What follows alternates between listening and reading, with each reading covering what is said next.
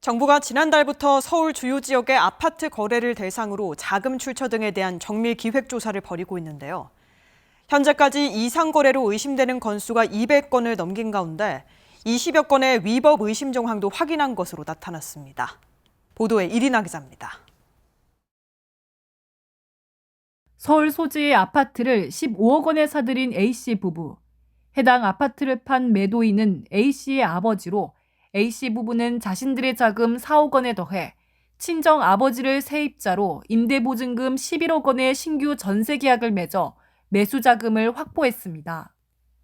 가족관계, 즉 특수관계인 간 편법 증여가 의심되는 사례입니다.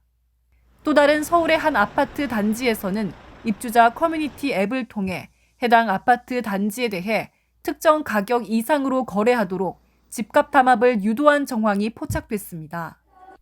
두 건 모두 국토부와 서울시가 지난달부터 합동으로 진행 중인 서울 주요 지역 아파트 이상 거래에 대한 정밀 기획조사에서 드러났습니다.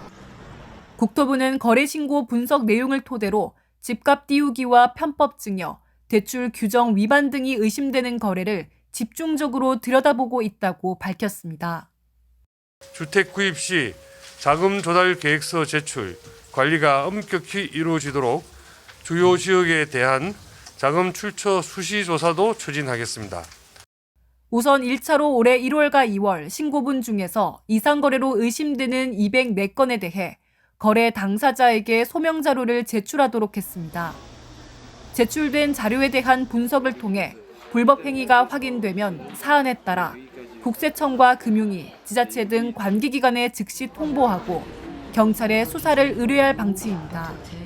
현재까지 약 20여 건에서 편법 증여와 차입금 과다 등 법을 어긴 정황이 확인된 가운데 3월과 4월 신고분에 대해서도 추가로 조사를 진행합니다.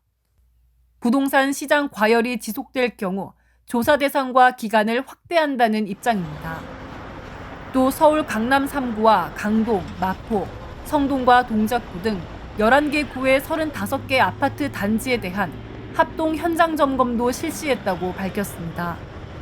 국토부는 최근 토지거래 허가구역 확대 이후 인근 지역으로의 투기 수요 유입 등 무분별한 부동산 거래 과열 양상이 발생하지 않도록 불법 행위를 사전에 차단해 나갈 것이라고 강조했습니다.